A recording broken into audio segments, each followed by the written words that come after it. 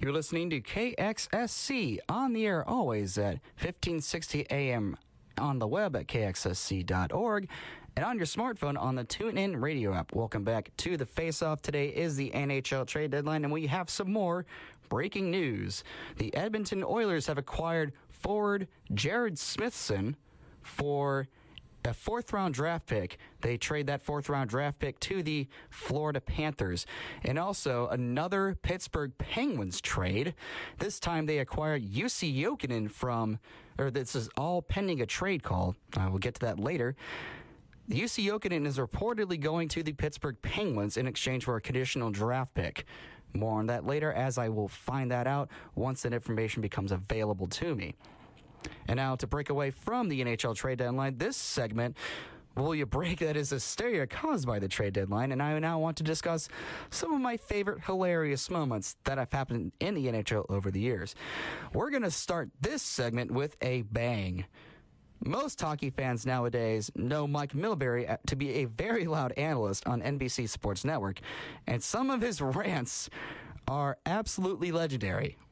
He also used to be the general manager for the New York Islanders from 1995 through 2006, and Islanders fans know him to be the guy who traded away players like Alexei Yashin, Roberto Luongo, and Zdeno Chara, as well as drafting Rick DiPietro first overall in 2000. Before all of that, one of the most outrageous moments to have ever occurred in the NHL involved Milbury in a game between his Boston Bruins and the New York Rangers at Madison Square Garden on December 23rd, 1979. After the game ended, the Bruins and Rangers got involved in a post-game scrap on the ice when suddenly a fan threw a rolled-up program onto the ice which cut Stan Jonathan, in the face, and that same fan grabbed Jonathan's stick. That's when all hell broke loose. Terry O'Reilly, who you may know that name from the movie Happy Gilmore, climbed over the glass and into the stands to try and find that fan, and quite a few Bruins, including Milbury, followed O'Reilly. Milbury caught the fan, removed his shoe, and started beating the fan with his own shoe before he was restrained. To be hit in the face with your own shoe is pretty humiliating in and of itself. O'Reilly was suspended 8 games for the incident, and Milbury suspended 6 games. If you wonder why the NHL is higher glass, that game is the reason why. On a much lighter note, this next moment is Tiger Williams and his hilarious stick-riding goal celebration. For those of you who don't know who Tiger Williams is, he played 14 NHL games from 14 NHL season, from 1974 through 1998 with the Toronto Maple Leafs, Vancouver Canucks, Detroit Red Wings, and Los Angeles Kings.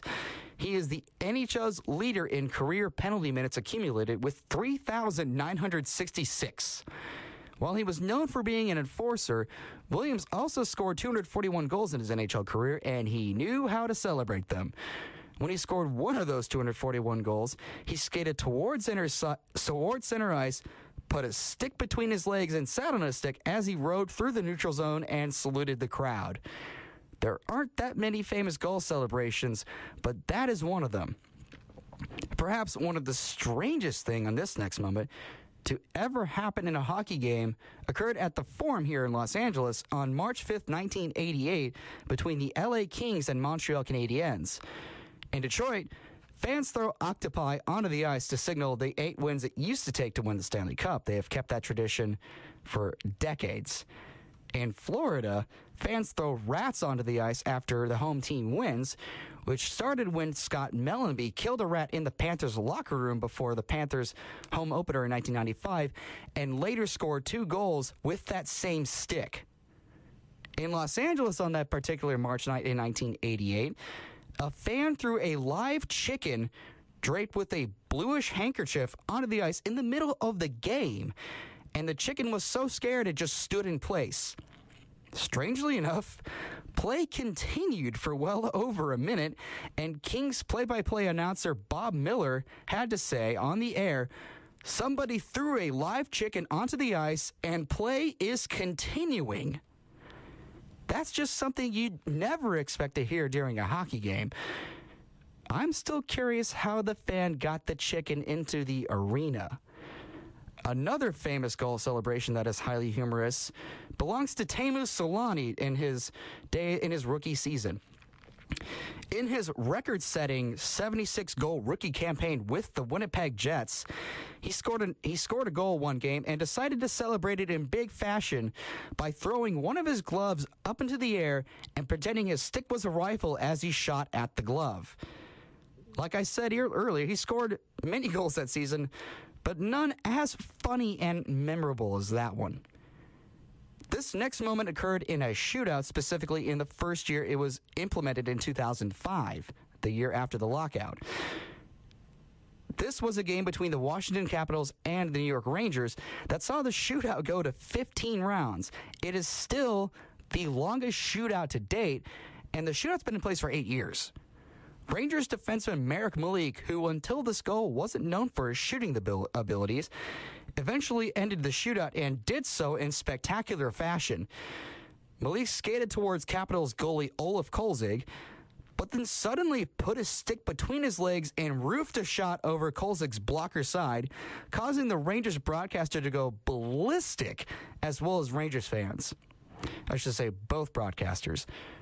The goal itself was incredible, but Malik's celebration was the icing on the cake. After Malik scored the goal, he casually skated towards center ice and with a really smug look on his face, raised one arm to the Madison Square Garden crowd, basically saying to them, "I had this the whole time, you guys."